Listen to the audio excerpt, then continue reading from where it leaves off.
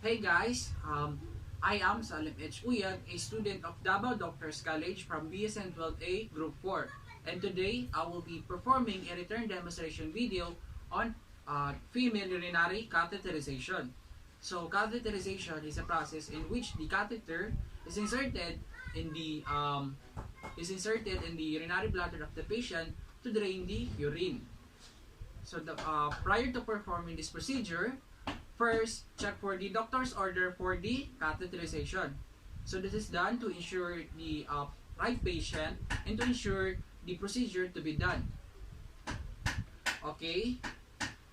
So in the doctor's sheet, it says here that the name of the patient is Samantha De La Cruz, age 27. Then the doctor's order is perform urinary catheterization at 3 p.m. Okay. Then after that, proceed to washing hands before touching the or preparing the sterile set. So this is done to deter the spread of microorganisms as well as to avoid contaminating the sterile set. But since I am already done with the performing the hand washing, therefore I am now going to proceed to the next step of this procedure, which is the preparing the sterile set. So the sterile set comprises of the equipments that we will be going to use in this procedure. So the following equipment needed are: first, the sterile set, which composed of the um, the the injection or the 10cc syringe, the urinary bag, the poly catheter, the eye sheet, then the sterile gloves, the draw sheet, the trash can receptacle, the antiseptic, the lubricant, the cotton balls, the sterile water, the tape, then the forceps. So this is done for us to save time, effort, and energy. And then, after that, upon entering the room of the patient, verify the client's identity using the agency protocol, introduce self, and explain the procedure. So this is done to establish rapport and to gain the patient's cooperation all throughout the procedure. So assuming that I already arrived in the patient's room. So hi ma'am, good afternoon. I am Salim H. Uyag, your student nurse for this day po ma'am. So may I know your name, complete name, and age, birthday as I check your wristband po. Okay. So can you please state your full name and birthday po? Okay ma'am Samantha. Thank you. So today ma'am, I am going to perform the urinary catheterization. So with this specific type of assessment, we will be able to remove the or drain the urine po ma'am in your bladder. So what you are just going to do po ma'am is you're just going to lie on your back po ma'am with your legs up wide apart, then your knees flex po ma'am. So do you have any question po ma'am before we proceed to the next procedure po ma'am? Okay, none. Thank you. Then, after that, provide privacy to the patient by screening the patient, close the doors and windows, and position the patient in the dorsal recumbent position. So this is done for us to protect the client's integrity and to make the client feel comfortable, and as well as for us to have good visualization of the meatus of the patient for inserting the catheterization. Then, after that, drape the patient and exposing only the area that we will be going to assess. So this is done for us to make the patient less embarrassed, because embarrassment might make the patient feel tense, that will interfere in inserting the catheter. Okay ma'am, so I am now going to expose your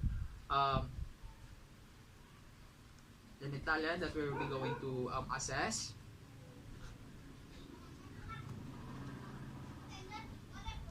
Okay. Thank you po ma'am.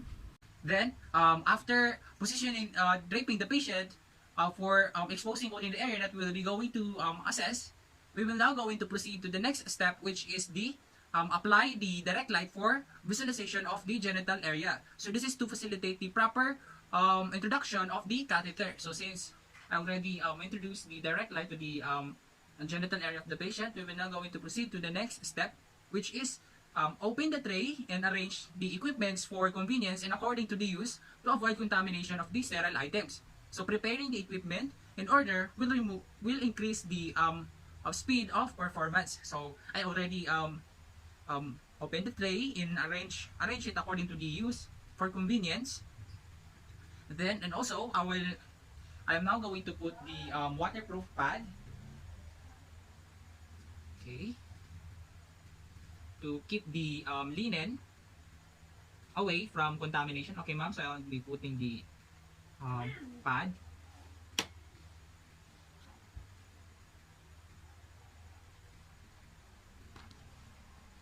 Okay. Then, after that, using the sterile forceps, cleans the area using the cotton ball with the betadine. So this reduces the introduction of microorganism into the meatus of the patient. So using the sterile forceps, get cotton ball, soak with betadine, then clean, then discard the receptacle, then get another one, clean, then discard, and one, last one, and discard and receptacle. Then after that, now we can now open the set and observe the sterile techniques. So we will now going to open the set. So this is to observe sterile technique to avoid contaminating the sterile items.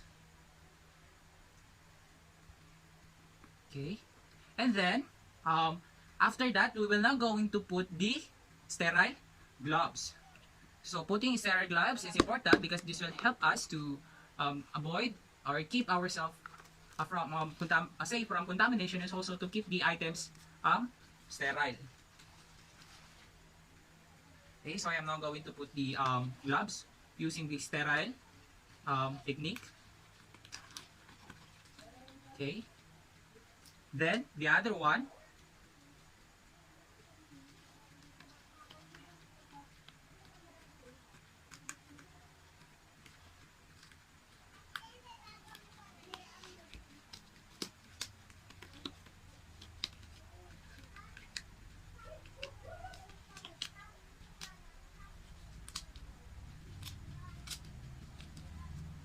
Okay.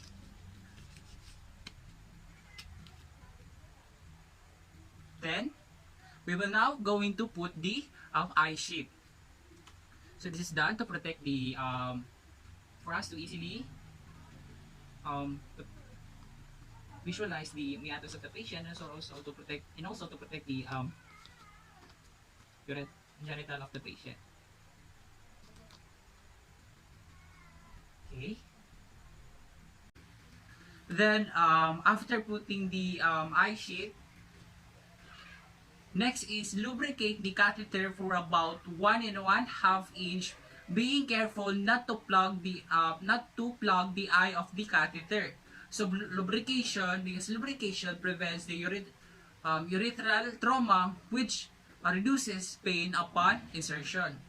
So we will now get the catheter. Okay, then delubricate.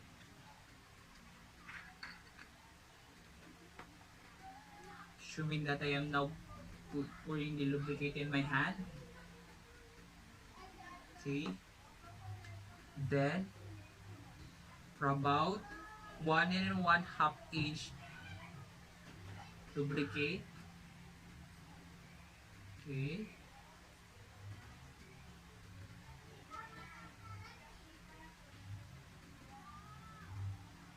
Okay.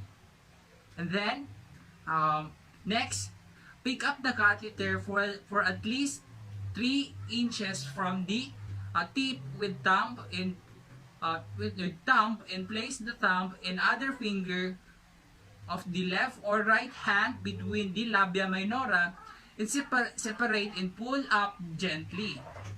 So separating the area surrounds the meatus provides visibility.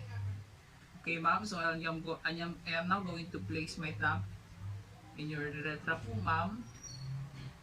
Gently pull, ma'am, for me to easily or to insert the catheter po. And then after that, encourage the patient to relax, take a deep breath and insert the catheter into the meatus for 2 to 3 inches until the urine begins to flow. So because relaxation facilitate easy insertion of the catheter. So I am now going to place the insert the catheter po, ma'am. So could you please relax po, ma'am. Take a slow deep breath. Okay, ma'am. So I am now going to insert. Inhale. Okay, take a deep breath. Okay.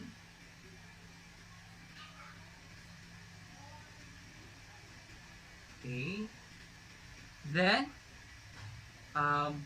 after that, if a specific specimen is to be collected, pinch the catheter with the thumb and other finger while placing the specimen container in position. So I'm just going to pinch the catheter. Okay, pinch. Okay, I am now pinching the catheter. Okay, so because urine flow will flow out of because urine flow will flow out of the catheter if the lumen is not occluded. Then after that, rest the other hands into the pubis area while holding the catheter in place to prevent the pulling or pushing the catheter. So this prevents the possibility of contamination of the urethra. So I'll just rest the other hands on the pubis of the patient. Okay. Then next is connect the catheter to the urine bag. So this is done so that it will not leak from the bag. So I'll just get the urine bag. Okay. Then I am now going to connect the catheter to the urine bag.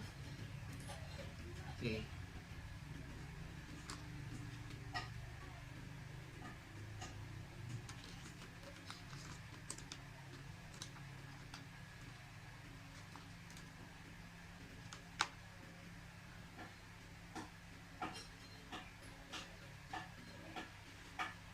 Then, after that, inflate the balloon, 15 to with 15 or 10 to 15 cc of sterile water, 10 or 15 cc of sterile water using the 15 to 20 cc syringe. So this is done to ensure that that there will be no leaking of water from the balloon. So get the syringe. Okay.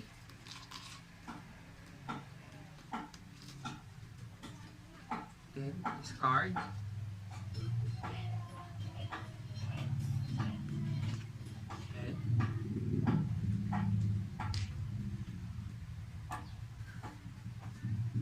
Okay, the sterile water.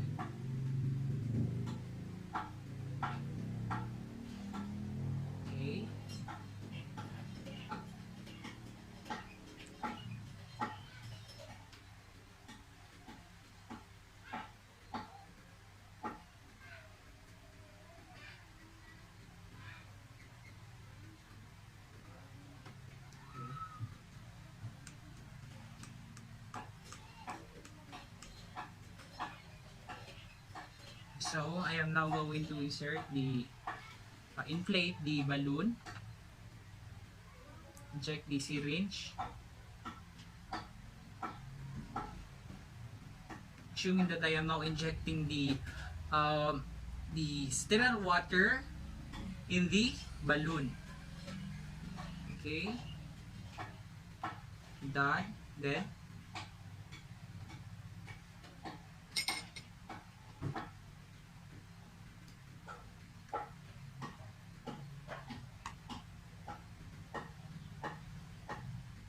Then after that, secure the indwelling catheter by taping it to the patient thigh and allows some slack of tubing to accommodate the patient's movement. So this is to ensure the container secure the catheter properly. So I'll just tape the to the patient's thigh. Okay, ma'am. So I'll just tape the catheter, ma'am.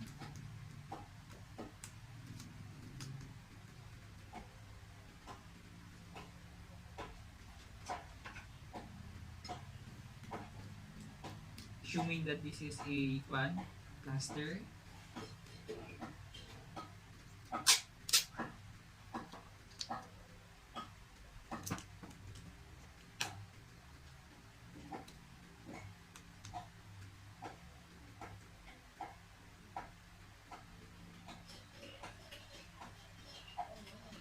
Okay, so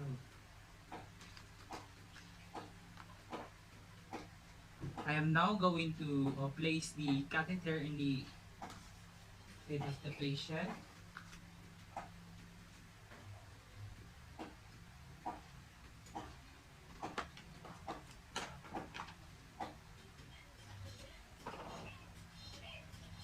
Okay.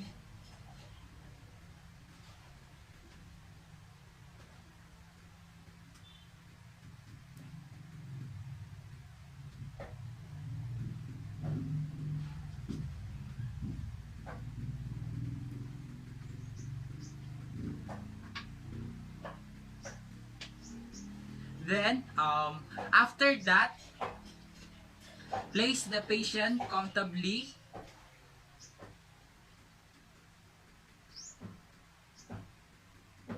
Okay, then, do aftercare also and record the time of the procedure done and amount of and color of the initial output. So, placing the patient comfortably will promotes relaxation and comfort.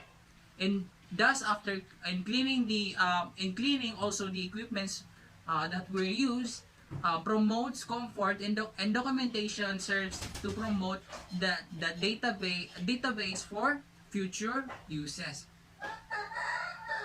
Okay.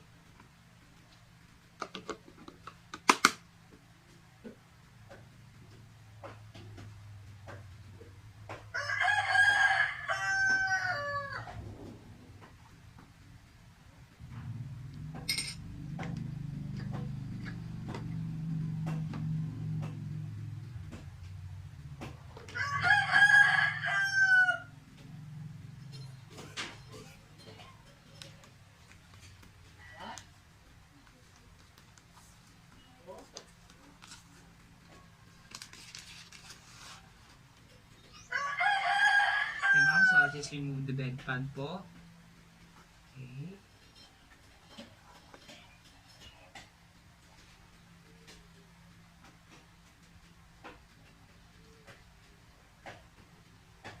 Then,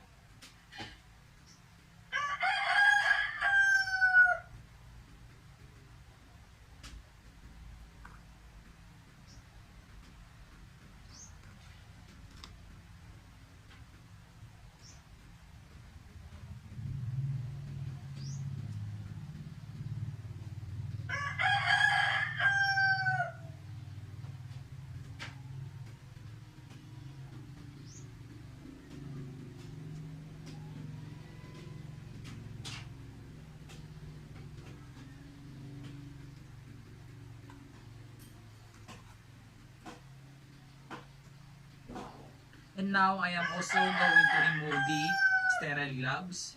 since I already done with the assessment, following the sterile technique to avoid contamination, then discard. Okay, so I am now done with the assessment. Thank you for watching.